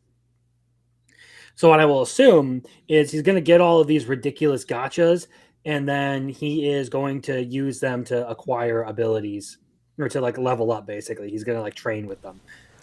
If that's what it does, I'll be much more interested in it. Yeah. If he just ends up pawning all the work off on them anyway. Here, what would make this show very nice for me, because I think it's starting out strong. Like Crimson, I want to see him work to get the skill sets he needs, and then I want it to be almost like the world's strongest talker, where he pulls That's no where he's punches. talking. Like I want him to end up like selling Dark Elf into slavery, like do whatever, like go cruise. No, sell the normal elf into slavery. She's worse. Yeah, like basically crucify the fucking wolf, dude. Yeah, I want Yes, him. I please. want him I to want to see do. him like, die. I want full on, Rube Goldberg level like revenge devices being used. Like let's see him go full Saw, like where the dog person opens like wakes up in a place with a. And he's like, "Do you want to? You ready for a game? Here's the gotcha." Like like I want this show to go dark revenge, right? Because that would be interesting to me. Usually, what I don't want, and is for it to like decide to the real revenge would be living my best life. No, he needs to go for it. No, he needs to. I don't think they're going to allow that, especially with how they're talking about like these people were tasked with hunting something called a maestro. They are very like big bad evils. I don't think they are going to like just disallow him gutting and killing every single one of them. I need him to kill all the other races and become a human supremacist. Yes. Based fantasy racism and human supremacy for the Emperor, and use battle Hestia to destroy them all. Battle Hestia. He's like, "What did you pull with your gotcha?" "I got a foil Charizard. These people are fucked." They're toast. But yeah, one episode in, I was pretty pleasantly entertained. I'll be honest, it's like a high 6 for me. Like a lot of it is pretty meh. It's just the ending. I'm hoping they kind of do what I already said, and that's what I'm hinging my rating on. Pretty much is, do they fulfill my hopes and dreams, or do I get cucked?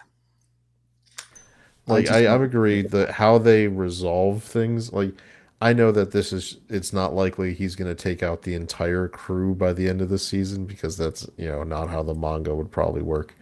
I just it needs to be one of the key people who betrayed him, either regular elf girl or dog dude needs to die or get punished horrifically by the end of this season. So I hope he kills them all by the end of the season and then goes after their bosses in the later seasons.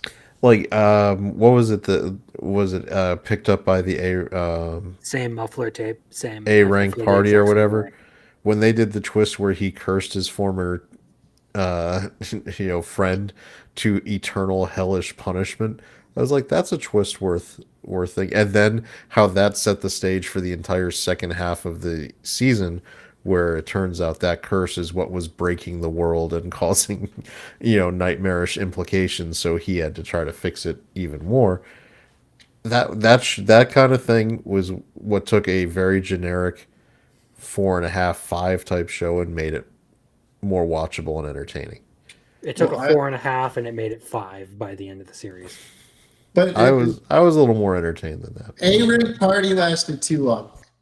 If it literally does the exact same arc 3 times. Yeah, that was it. A 24. It was a 24 episode season. It should And have been like a 12. 15. It should have just been the 12. That I thought it was over. And then I watched the rest of it and I was like, well, this went from I said this was the better version of this, and now I disagree. It's the worst version. It was good up until like the end of like the whole like Simon, like when he curses his friend to like eternal damnation. Mhm. I was like, all right, this is cool. I'm rocking with it. I'm vibing with it. And then it deteriorated from there. It became waifu simulator at one point. There were no and Biggles was like, and there were no Dommy mommies. This And there fucking was piece no of shit show. Dommy mommies. They were just quiet little bitches. Yeah, it also didn't help that like they were all copies of Mushoku Tensei waifus. Like down to even the clothes, man. It was pretty. Yeah. Rain's design was straight up Roxy, like 100%. I mean, the only one they improvised a little bit on was the dark elf girl. That's well, you could say that she was a little bit like the what's her name? Like that one or whatever. No, the elf girl who needs to get it regularly. Sylphie. Or sorry, Elena Lees. Alina Yeah, Lees. you're talking about the one who has the four curse. Yeah. She has the she has the curse of curses. So Poor Clyde. Actually, no, not poor Clyde. He signed on for that. He knew what It was should have been me. It should have been me, not him. It's not fair. let's Clyde over there is basically living the rent-a-girlfriend dream. This is what let's go into the bad anime that is unintentionally hilarious. Little Chad, have you seen this? I saw your discussion of it. It made me not want to really watch it so much. So What? yeah, Who names their adventure party the lasting period? yeah, I don't care how long your menstrual issues last. You don't talk about it to me, please, for the love of God. Please stop bleeding. This is why we don't trust you. What? No, okay. Anyway, for as much as I dogged on Hero Without a Class being generic, I think this is arguably more generic than that. Okay, which one did we just I think this is already worse than scooped up by an A-rank or not scooped up by an S-rank adventure that I said sucked ass. And people are like, but it has good waifus. Well, fucking I don't care. Yeah, this one this one absolutely is like I see myself dropping it, but like just about everything is getting the 3-episode treatment this time around. But yeah, this is probably the most generic, most worthless anime of the entire freaking set this season. Like even the villains are corny as hell.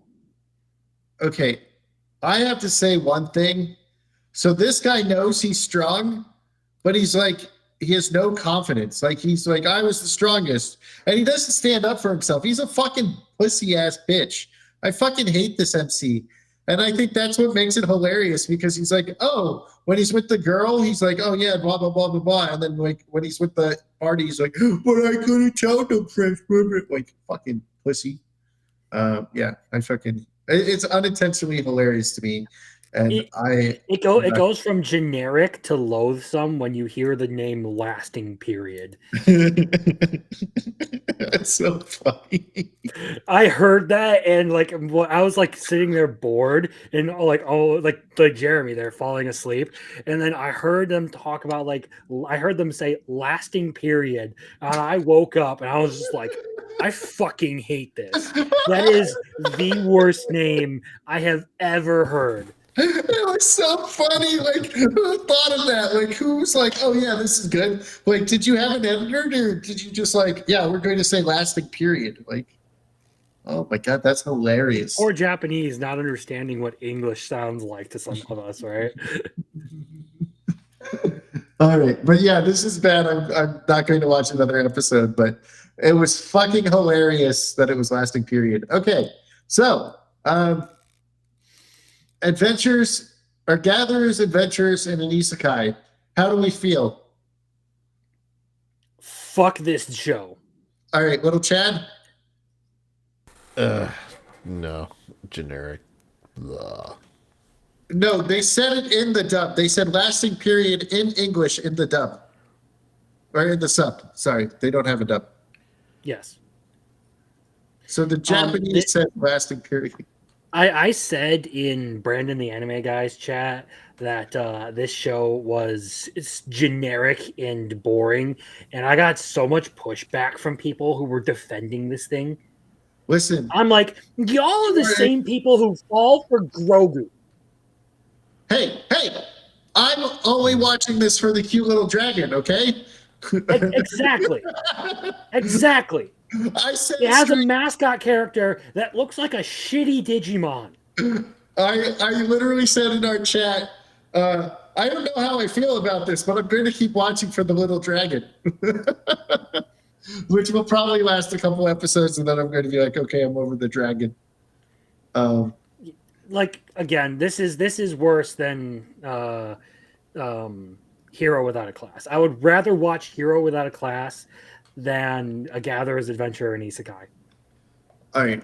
Like, even the little fucking dragon that's more like an infant, yet somehow like supremely intelligent and can like understand commands and everything. All the monsters look like shitty Digimon. All right. I don't think either of you have watched this, right? This monster wants to eat me. I'm going to check out. My condolences. I'm never going to watch another episode. I fucking hated it. Well, it's some kinky lesbian shit. Sorry, I should be specific. It is lesbian vor. Do you know what vor is? No. Good. Don't look it up. Okay.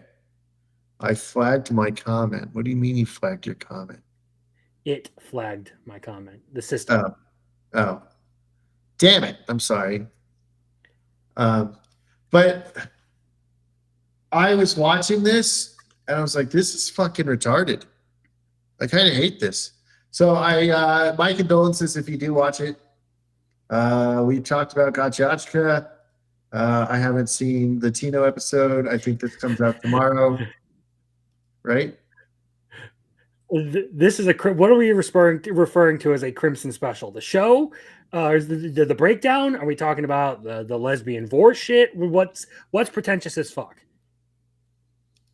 Probably that. Isekai Quartet comes out next week. Since Crimson isn't caught up, I figured I could wait for the dub and then we can talk when the dub episodes come out. And I think this comes out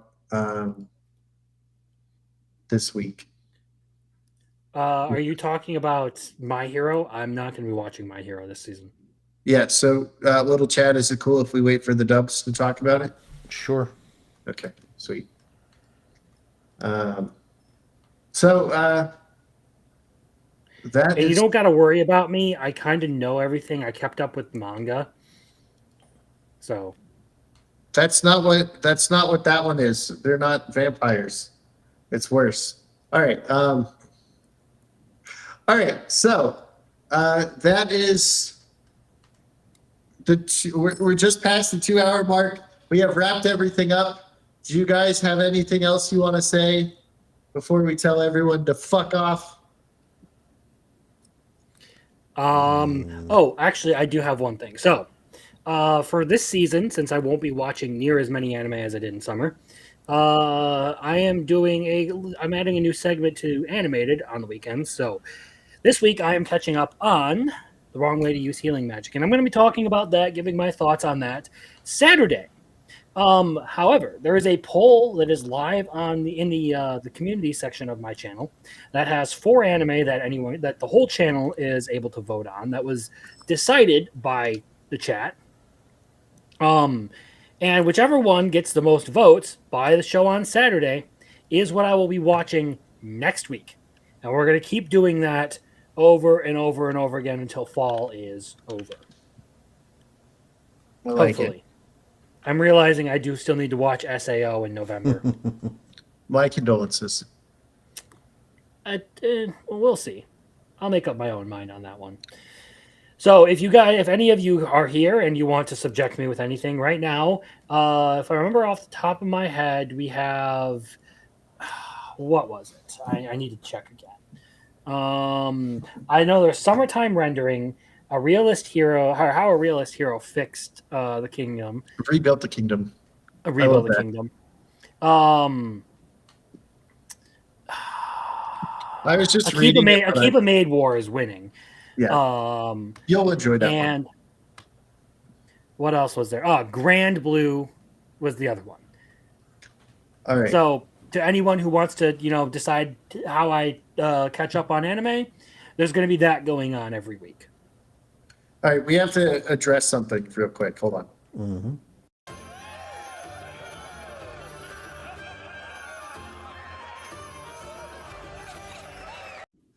We got 5 gifted memberships from Jeremy Turner. One goes to the Norman Conquest, Late Night with Cap podcast. I haven't seen JT in a while. Sassy Witch, The Beast, and I can never say that. How do you say that? Name? Meltea? How do you say it? Crimson, read it. What's the last name? This one. Malthale. Malthale. Okay. I always mess up his name and I always say I'm sorry afterwards. Okay. Malthale. Okay. Perfect. Good job. Sorry, Crimson. every time you play a video, it lags for me really bad. Oh, sorry. Well, in that case, we're going to get It's Kaiser not your Ray fault. on real It's my quick. internet. I am getting like 7 bits per second. It's Nice. bad. All right, little Chad, you want to say anything? I'm glad to be back. It'll be Good to stuff. have you back, little Chad. Yeah, it was unfortunate that I had to take a couple weeks off to do dad things, but Awful human being supporting your children. Who does that? I know I'm really leaning into the anime fan stereotype here, right? Awful human being. No, but it's I think this, I'm gonna be honest, this season seems a little light, so hopefully we'll find a couple of these that get much better as we get to the second, third episodes and pick up. I am skipping 3 of the 4 big releases for the season. That's the kind of season it is for me. Is it One Piece, The Spy X Family, My Hero, and what's the 4th one? To Your Eternity. Oh, I didn't watch that one. All right, don't care. All But right. I am looking forward to the Chainsaw Man movie dropping. There you go. Yeah. End of October, I'm doing a whole Chainsaw Man show. So I'm not even watching it. All right. So there's only one thing left to do. Fuck off, you filthy goblins. Like hell we're gonna believe that. A goblin lord? My ass. You're just a damn goblin. Just a disgusting little goblin. And me,